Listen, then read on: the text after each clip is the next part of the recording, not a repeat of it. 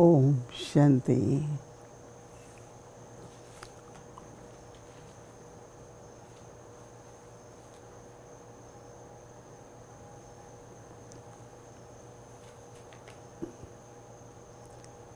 आप सभी के दिल में दादी और बाबा के प्रति जो प्रेम है वो भावनाएं लेते हुए आज बाबा के पास जब भोग लगाने निमित्त पहुँचे, बाबा की दृष्टि में प्रेम और गंभीरता का अनुभव हो रहा था। बहुत प्रेम भी पर गंभीरता भी। तो मैं दृष्टि लेती रही, बाबा सभी को दृष्टि दे रहे थे। फिर मैंने कहा बाबा आपके लिए, दादी के लिए भोग लेकर के आई हूँ।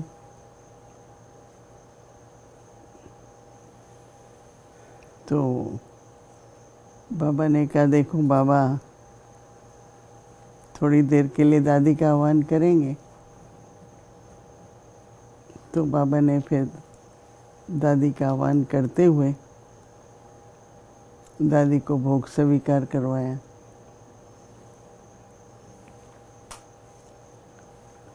फिर उसके बाद बाबा ने कहा दादी को कि सबको दृष्टि दो।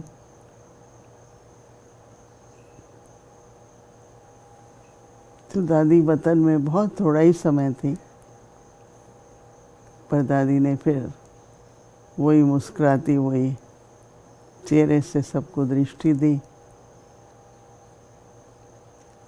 तो बाबा ने कहा देखो सच्चा प्यार जब होता है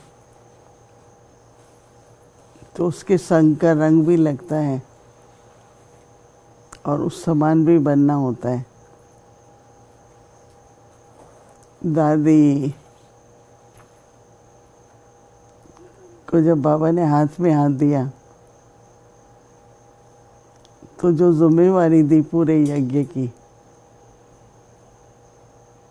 उसको निभाने के लिए दादी ने जिस प्रकार का पुरुषार्थ, जैसी स्थिति की ज़रूरत थी वो बनाए रखी। तो बाबा ने कहा कि वो राजयोगी भी थी और कर्मयोगी भी थी।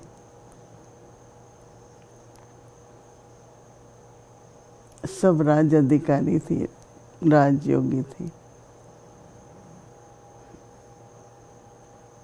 दादी को अपने मन, बुद्धि, कर्म इंद्रिय सभी पर राज करती थी। उनको ऑर्डर में रखा हुआ था और सदा ही कर्म योगी भी रही। हर प्रकार की सेवा, यज्ञ की संभाल, चाहे लौकिक रूप से भी दादी के समय बहुत वृद्धि हुई।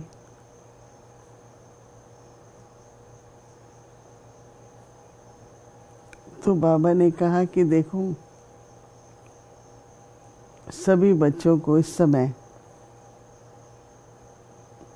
सब राज अधिकारी तो बनना ही है, नहीं तो किसी न किसी इंद्रिय से कोई भूल हो जाती है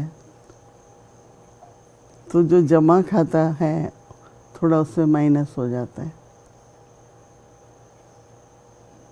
आप जमा भी करते हो, फिर उसमें अगर माइनस हो जाए तो बचता क्या है, नहीं? तो स्वराज अधिकारी जो होगा उससे कोई भी कर्म इंद्रिय से भूल नहीं होगी।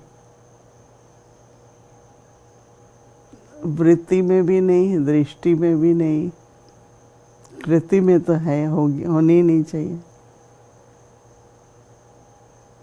इतनी शुद्ध वृत्ति रखो अपने प्रति और दूसरों के प्रति। उस शुद्ध वृत्ति से अपनी दृष्टि सबके प्रति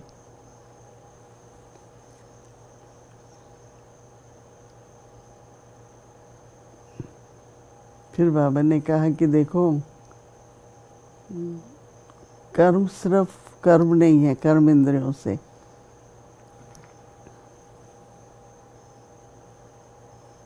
लेकिन सब खुश रहें और राजी रहें।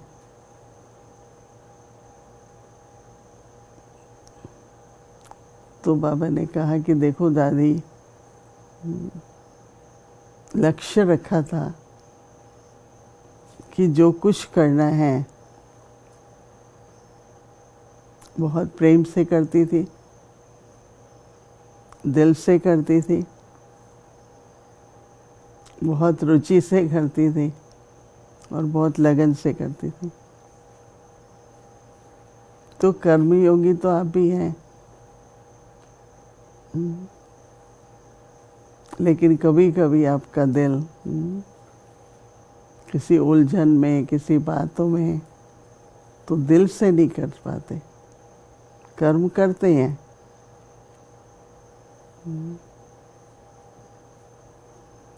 पूरी रुचि यज्ञ सेवा में। तो दादी जमा ही जमा करती थी। हिसाब किताब भी चुक तो होते हैं, लेकिन जमा इतना करती थी कि वो हमेशा सहज सहज पुरुषारत थी, संघर्ष नहीं करती थी।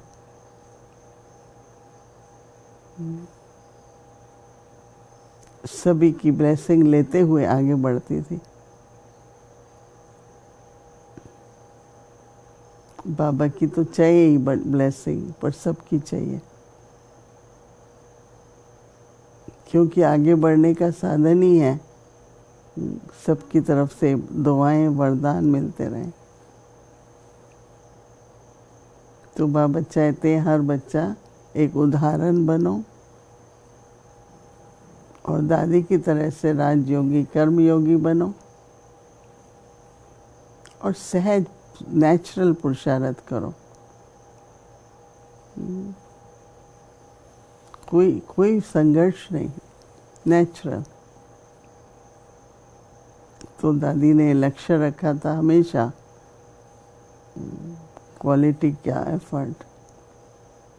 तो चाहे छोटी आयु वाले, बड़ी आयु वाले, समान आयु वाले, सभी दादी को सहज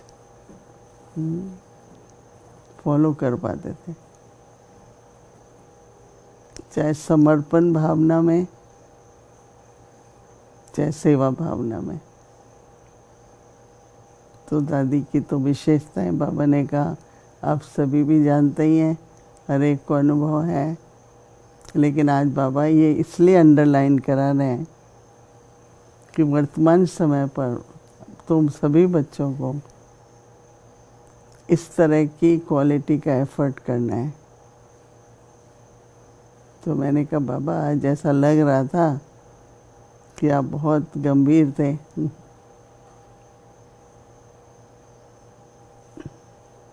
बाबा ने कहा गंभीर तो है ही बाबा आज, लेकिन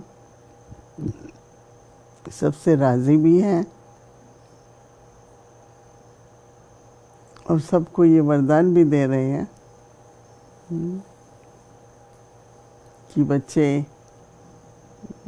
आगे बढ़ते चलो और सदा की स्थिति बनाओ। अभी सवेरे उठो, रात तक एक ही स्थिति रहे, फिर दूसरे दिन ऐसे रहेगी, तो धीरे धीरे आपकी स्थिति सदा काल की हो जाएगी, जो आपकी संपन्न संपूर्ण स्थिति है। तो बाबा इशारा दे रहे हैं, परीक्षाएं तो आएंगी अंत तक, पर बच्चों को पास विद ऑनर का भी वरदान है। तो ऐसे कहते हुए बाबा ने फिर से सभी को दृष्टि दिया, प्यार किया, और फिर मैं सभी के लिए याद प्यार लेकर के यहाँ पर आई। ओम शांति।